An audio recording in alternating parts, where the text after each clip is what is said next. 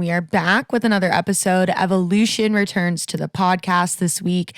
Him and I had a lovely time sitting down at SolFest in the middle of Alabama in May when it was scorching hot to have really just a follow-up conversation to how his project has been progressing. He's playing all over the place. He's growing not only in Florida, but in so many other places in the country. And it's so crazy because I had the chance to talk with Evalution, Drink Your Water, and a few other DJs that really started as residents, locals before they kind of broke through.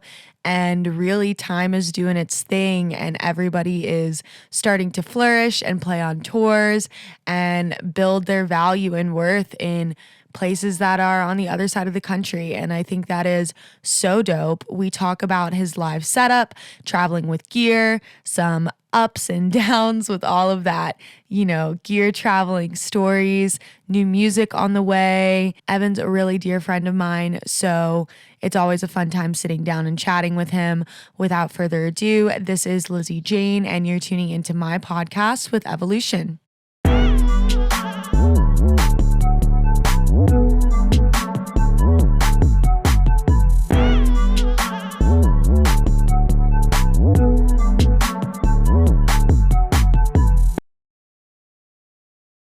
Hey guys, so lately I've seen a ton of larger shows I've been playing at that a lot of these festivals and venues are no longer allowing bags that are not clear.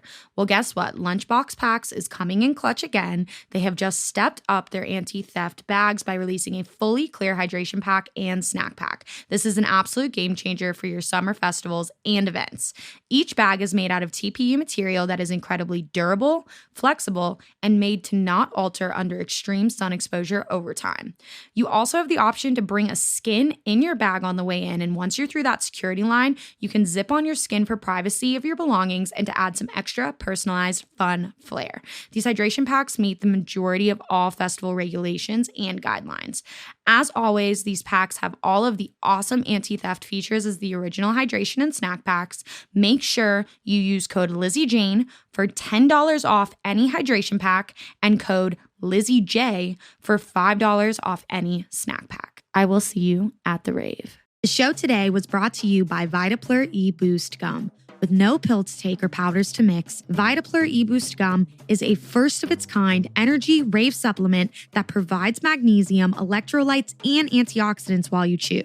Vitaplur is the perfect complement to my active lifestyle, whether it's at the festival, on the road touring, or hitting the gym. Chew Vitaplur and dance with confidence. Use code Lizzy Jane for 10% off any order. Evan. Lizzy. Welcome back. Hello. Thank you for having me. I'm very excited. It's always cool talking with you. Absolutely. Last time we did it in a little studio. This time we're doing it live at SolFest. You played yesterday. How was that? It was awesome. Actually, it's really cool. It was my first time doing a pre-party for a fest, so it was really cool to see people pulling up early, and it was like perfect sundown set. So like it started out bright out, and then it just slowly got dark throughout. It was really nice. Sunset set is always golden hours. And, before this, we were just really talking about how, you see it in your own kind of progression in the Evaluation project of playing opening. But now you're starting to get these set times that people are coming and they're coming for you. And how does that feel? Just to kind of see the progression of it from this very kind of literally FSU tally rock start to, regional to now national. I mean, it has to be nice. It was really cool. Definitely like within the last year, it's been cool to see just more people like pulling up to sets when it's like unexpected. Because usually when you're a smaller guy, you have those lower set times and like you're not always sure if a lot of people are going to pull up that early to see you. So it's really cool just to be like playing a set and see like a lot of people just suddenly kind of pull up at once. It's a really good feeling. First time that happened was 2 months ago at Okeechobee, and then it got to happen again this weekend. So it's just really thankful. Heart is very full right now. Florida will always ride for you. Florida's fan till the end, 100%. Brought us to Alabama, so we're here. It's great. How was your journey up here? I think everybody has an interesting travel story. Yes, actually, so it surprisingly was not that bad. We ended up just driving because took us maybe 5.5 hours to get here, and I'm from town, not from, but lived in Tallahassee, so used to that 4-hour drive. Flights were crazy expensive. Probably could have went the route of just flying into a cheap airport and then getting a rental car, but I did not think of that. So thank you for that idea. I would have driven though if I was from Tampa too. Yeah. I would have totally driven. It's like close enough. Just make the drive, wake up early. And you recently relocated from Tally, which that was kind of like your resident days. You and I both have those days, quote unquote. And establishing yourself in Tampa, it's gotta feel nice. And now you're traveling for shows, and I would love to know what's new with the project. I mean, I've seen some flips and some remixes coming out. Are you working on like your next body of work? Like, what's going on? Yeah, so honestly, just working on a bunch of different shit at the same time. It sounds kind of, but yeah. So next EP, haven't announced it yet, but that should be coming soon. So we're really excited for that body of work. Got a few singles lined up. Have an official remix in June for a good homie of mine. So I'm really excited about that.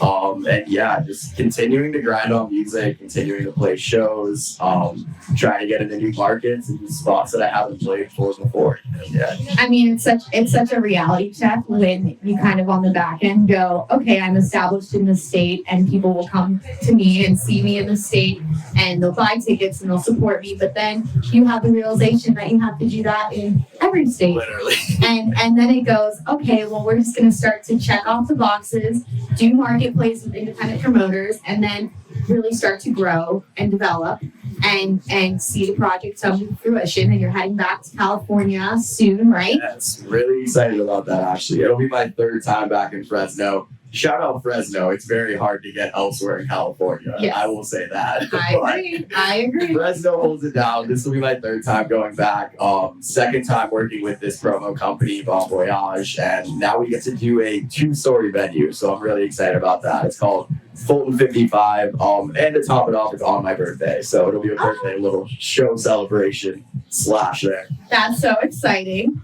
So next EP is in the works. Is it kind of same vibe, guitar top lines, wonky basses, or have you kind of started to explore from other influences, kind of tie in some other subgenres? Yeah, so I would say it's a little different for sure. There's actually a hip hop track on there, so I'm really excited about that. I got the boy J-Mo, let him know. He did a really good job with that. Why did I know it was going to be the boy J-Mo, yes. So I'm excited for that tune. And then there's 2 other tunes on the EP. One of them is really out there and like unlike anything I've really made before. It's called Scratch. Just really like wanted to think outside the box with the sound design on that one and was trying to do something new. So I'm excited for that tune. And then haven't really announced it yet, but why not? There's no better place. So the EP is called Be Kind Rewind. So that's the name of the 3rd track on the EP as well. I love it. And I don't know, you're always someone that, there's always quality in your work, but you do have like a pretty high output to your like creative process.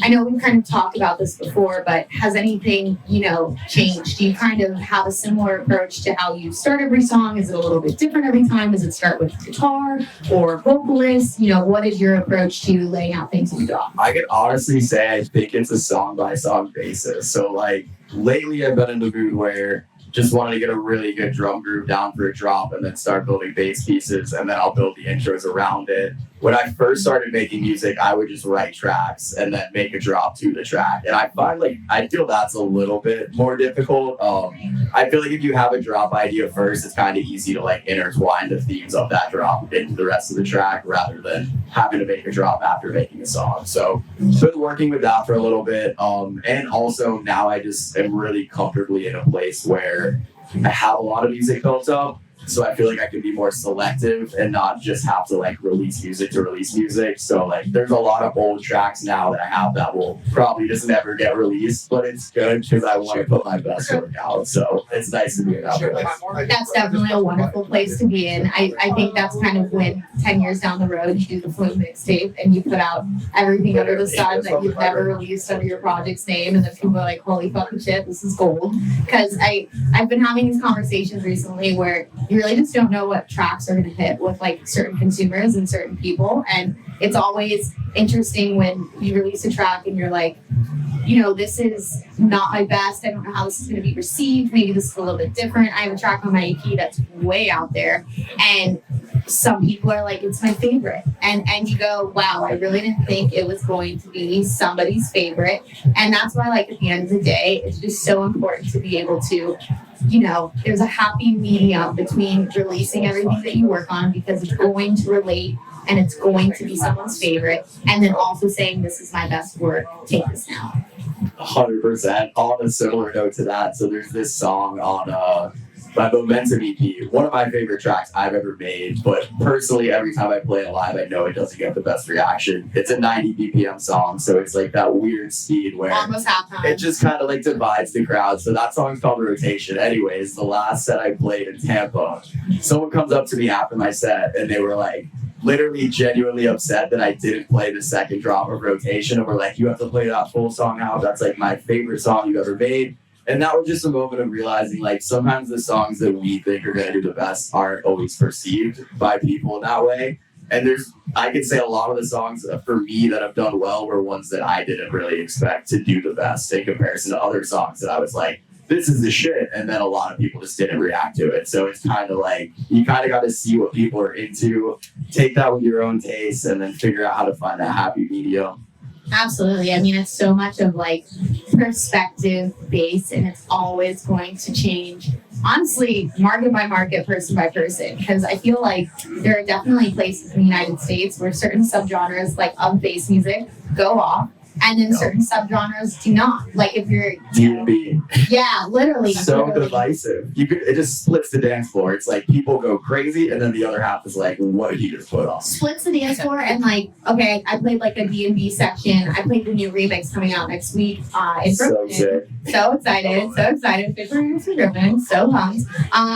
In Brooklyn, killed the dance floor. Everyone was like, what the actual fuck is she doing? And then in Tampa, I played it, and it went off. And it's just like, it really, really varies all the time. And that's why, like, at the end of the day, you know, it's intriguing because, you know, you and I both have live aspects to our show, whether it's singing or playing the guitar or bringing on like a special guest performer.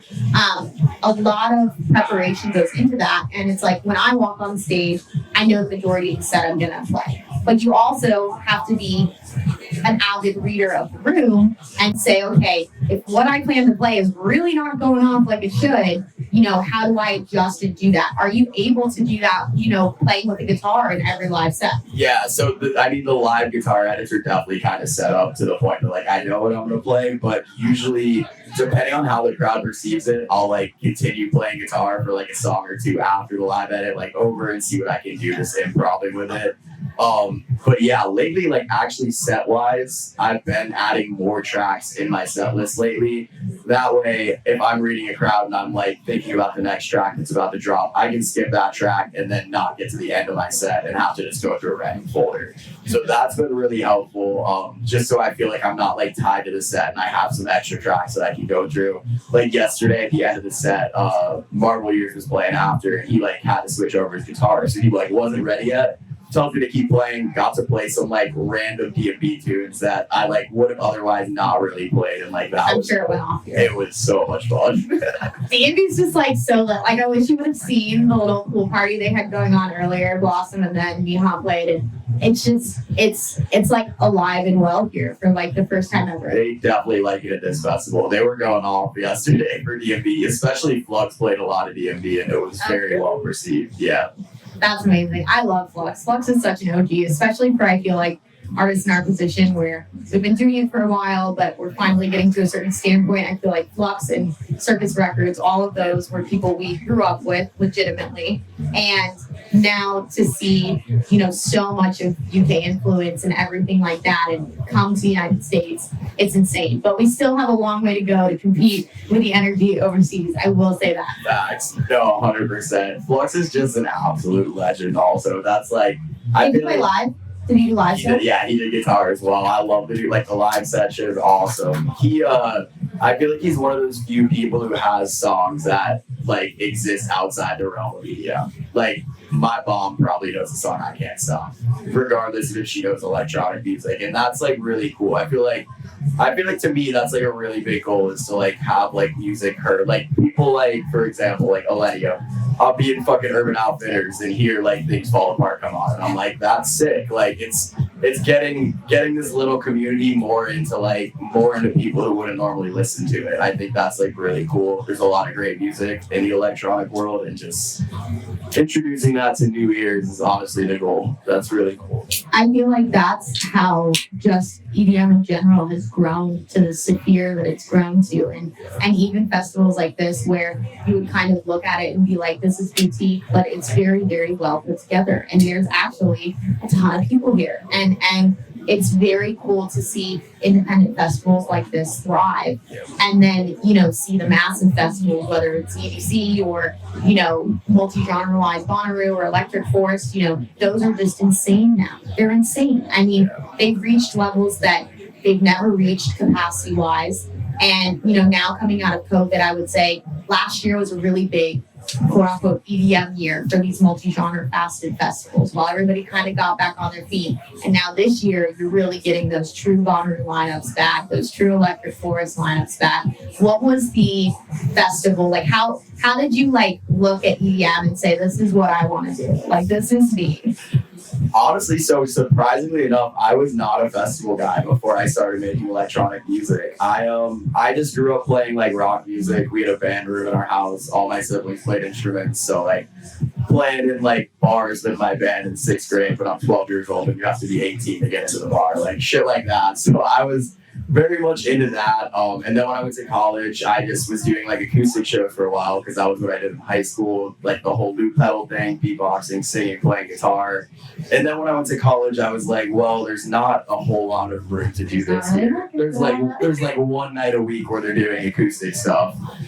And luckily my older brother was a DJ, and I kind of saw that, and I don't know if I would have got into it if not seeing that, because it wasn't really something I was interested in at the time. And just being able to see people play music that they love in front of crowds, I thought that was really cool. It got me into DJing, and then the rest is history. The rest is history. Most legitimately, Evalution project. There was Blossom said a really cute catchline, so now I'm gonna try and do what I was using. But yeah, I mean, it's very interesting how I think a lot of us started as band people. We started playing instruments. I was the same way. I would do singer-songwriter nights at a bar that was 21 and up, and my dad would have to bring me, and then I'd have to fucking leave. And it turns from that into the point where you kind of see these crowds that these DJs are playing for, and you're like, holy shit, and they're not even playing music that they wrote, and now what you've done is you've kind of taken advantage of this space that exposed you to so many more people than if you kind of stayed in that lane, and then you brought a piece of you into it. Yeah. And with the evolution, oh my god, with the evolution of your project, I know you play live guitar. Obviously, that's what you're known for. That's part of the brand. That's part of the standhold. Would you explore into singing and beatboxing, in the future live, doing those live looping pedals? For sure, yeah. I would like to think, right now, as you know, because you're singing, so you don't have to carry around instruments. That is not fun. I can say that. I'm about to though. So I'm about to embark on the journey. That's awesome. I'm actually really excited for you. It's a good time. It just can be a bitch carrying things around. But yes, one day would like to be doing multiple instruments and just have a team who can actually bring all that out, because I can't possibly fly with multiple instruments. But yeah, I also actually started taking saxophone lessons about a year ago, and finally getting comfortable playing it. So that's something I'd like to incorporate down the line. Just recorded my first sax parts for an actual original track of mine, so that's really cool. But yeah, definitely one day would like to incorporate everything. When I was in Tally, I used to bring keyboards up occasionally and do nights where I do that as well. So yeah, it'd be really cool to do a full-on live production down the line. That's definitely a dream. I love that. And you know, it kind of attests that to the fact that you can never stop learning. Like you can always learn another instrument, another skill. I think when people kind of start to make this a career, there's so much pressure from all ends and like all perspectives of like the branding and the shows and the musical output. And especially in bass music, you know, you're expected to really have a huge amount of songs released per year versus, you know, being more of a, you know, rock or indie act and you do an album and then you tour and support the album and then you take the year off and you write another album. It's kind of like, you know, I always said when I started, one song every 2 months, one song every month, try and, you know, work towards an EP, work towards like a body of work. And now kind of the approach to that is, okay, well, now I want it to be more of a cohesive vision. EP, take a break, EP, take a break, because you can really, I think, expand your musical, I would say, boundaries in something where you're able to experiment back and forth. And it's just really cool. And then the other part of that is live performances are expensive. You know, I feel like a lot of people don't talk about that, where we kind of have the leisure of traveling with a backpack and a USB and a computer and, you know, your guitar, like it sucks. It does suck, but it could be way worse. So fast. I mean, I can't imagine, you know, having a whole bandwagon, having a whole team. I mean, that kind of stuff, I was talking to Gray about it, and it gets very expensive. It goes, okay, for every 20 DJ sets you play one live set, and you make absolutely no money. Yeah, I feel like there's probably a lot that goes into that. Just the whole backline, the whole team, like here in its own, especially when you're like repeatedly like doing live shows, like shit is bound to break.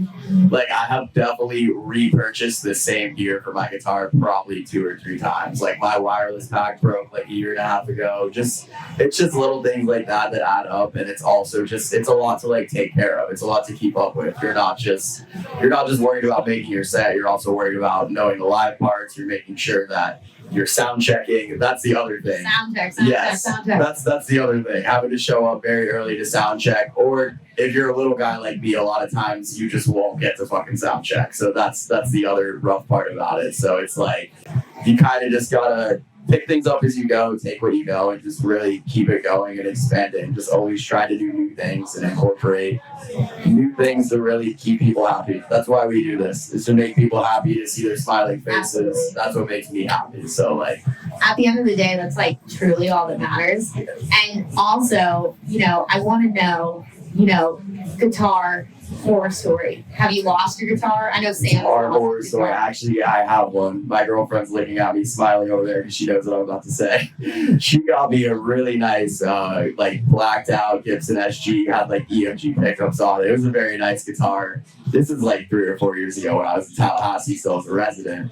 And in the 10 nightclub DJ booth where I used to play, they had like a little guitar swing stand for me that you just like stick it on the wall. So I turn around, it's like 2 a.m., club's about to close. My guitar is laying face out on the ground. Obviously had been knocked out of the thing and just landed. Pick it up, put it in the case, take it home, like didn't think anything of it. I go check on it the next day in the morning. The neck is literally split in half. And if you break a guitar, there's no point in fixing it. Like I could fix it for probably $400 or $500, but it's bound to break again. So it's kind of just chilling in my studio now. It's just a mem. It's a mem. No. Oh my God. Yeah, that's a memory. Not a good one. Very rare to break a guitar. Also, I've had probably 6 or 7 guitars, and I'm like, how do you break a guitar? But I'm happy it wasn't me. I just kind of turned around and saw it. That's so important, and that's it's such a club thing too. Such a college club thing that you have to worry about random people in the booth who are going to break a guitar and then dip out and not say anything. Yes. Yeah, and not say anything at all. Like, oh, guitar, floor, cool, blacked out. Nowhere else would that fly. No, absolutely not. Like any live venue, they would be like, are you absolutely kidding me? Literally. Do you play with the same guitar every set, or do you bring different ones with you? I've been playing with the same one for a little bit. It's honestly the easiest guitar to travel with because I've been traveling with my Stratocaster. It's very light. It's like maybe 10 pounds, 15 max. But I have a Telecaster that I used to play with a lot, but it's a little heavier. I'll like bring it out occasionally for some shows, but yeah, pretty much for the most part, I've been using the Strat for a little bit now. And then tell me about like your technical setup with the guitar. You know, are you running it through a laptop and interface? Are you plugging it into a mixer? I actually used to do it with a pedal board. Highly don't suggest that because it just was not as quick as it could have been. And I eventually switched over. Now it's all run through Ableton. I use a program called Guitar Pro 6, which is like Native Instruments, and it's basically like the largest pedal board of all time. So you can just choose any effects, and then I basically have a wireless Line 6 like G10 relay setup for the actual plugin, and then that just runs through an interface into Ableton. Nice name, per se. Pretty easy, yeah. And it's honestly way easier to travel with. I used to travel with The big pedal. big ass pedal board, and now like the thing just with my interface, I have it in like a little like Pelican type case, and it's small and it just pops right in my backpack. It's easy. Yeah, the Pelican is the move. The Pelican is always the move. Stay safe. I love it. I never have to worry about it. You never have to worry about it. I remember when I did like some of the first podcasts, like for kind of like a private live thing at Los Angeles. I put all of my mics in not my carry-on, my check bag. Shout out American Airlines. They were all broken. All broken. Like done. And then I was gifted a Pelican bag, and I was like, this is the end all be all. This is amazing. 100%. Oh, you gotta have the Pelican with the foam. You just never have to worry about it. I love it. I mean, okay, so we talked about your set. We talked about what's going on with you currently. Is there anything in the future that you're excited about or any new news? I know you just signed a new agency. We're going to be seeing you a lot more places soon, hopefully. Yeah, so really excited about that. Just signed with AB. Camila, she's working with us now. So now we're just keeping it going, just trying to get into new markets, play in new spots. Keep on trying to keep on supporting more like homies for shows. Like there's a lot of dope people that I've met through playing shows that would like to continue those relationships and playing with people like that who are good people. I love when I find an artist who I'm like, you're a good person, I will open up for you anytime. Like it's always a good time playing with you. I love your music, I love the way you treat people, and that to me goes a long way. Is that like so down? Like I know you just did tour with him. He's definitely a big one of those people, yeah. He's a super genuine dude. Actually that was for the official remix. That's for him. That'll be in June, so I'm really excited about that. That'll be on an album. But yeah, Aaron's been like the sweetest dude. You know what's kind of funny how I kind of judge an artist's kindness, which is kind of like a weird thing, but I kind of will think about it this way. If I meet an artist and he takes time to say hello to my girlfriend and be polite to her, I'm like, you're a nice dude. You're not just kind of being quiet. Like a lot of people I meet, I'll be standing right next to Amanda and they'll just kind of like look at her and then say hello to me and walk away. And I'm like, every single time I see Aaron, he's like, how are you, Amanda? And I'm like, I can tell he actually cares about me and like my well-being. And that's all you can ask for. It's like not just an artist or someone you work with, it's like a friend. And that's like, you know, Wes does the same thing. He says I can always notice, and it's the same thing with me because you know both of our significant others have been along enough to do all of our shit, and you know the ups and downs. Shout out, and you know they've met everybody by now, so it's like okay, you're not, you know, you're a permanent part of my life, you know, and if they care, it's like okay, here, and you know what's funny is. Ryan said the same thing yesterday. He said, throughout like my time, I can always tell if somebody genuinely, you know, wants to be there. It's not just for guest lists. It's for whatever. If they ask about my girlfriend, and they ask about my kids. Yep, literally, 100%. That's important. Like that's, it just shows that you're not just there to like gain something. You're actually trying to develop connections. Like I feel like a lot of artist homies are just like they're just artist homies. That's what they are. And I like when I get called someone a friend. Yeah. If they weren't DJs. I like when like I know that someone would like do something for me if I needed it. Like if I was in a situation, like I could trust that you would be there for me. And that's important.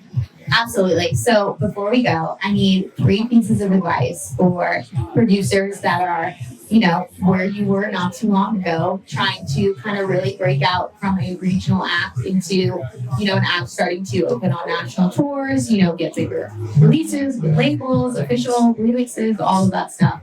3 pieces of advice. So number 1, I would say be consistent. Consistency is key. You always got to keep making music. Even if you slow down, even if you're going from periods where you're pumping out a lot of stuff to not a lot of stuff, as long as you're making something, that's all that matters. That's growth.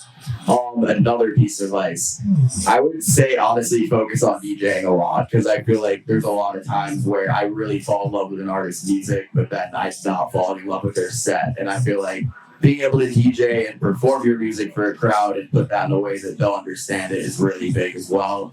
And then thirdly, and most importantly, I would say just be a good fucking person. It goes a long way in this industry. People see right through the bullshit when people aren't nice people and when they're just looking out for themselves. And it's not about what you can get from people. It's about meeting people, and it's about gaining connections. It's about being polite. It's about really just honestly being there for people. Like I said, that's a big thing to me. It's just being a good person. I agree. Shout out, be a good person. I run them all the time. There's never no. Love it. I think it's.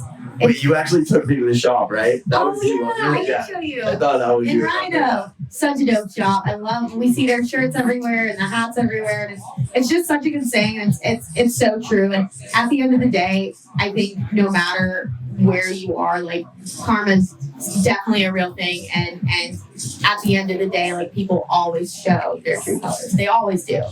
So Evan, thank you so much for coming on today. I'm glad I got to catch up with you. Thank you so much for having me, Lizzy. Shout out Lunchbox for sponsoring as well. We appreciate y'all. Shout out. Love them so much.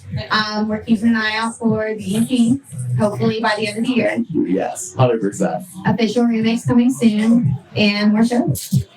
Thank you. Thank y'all for tuning in. Thank you, Lizzy. Cool. That was good. Fire.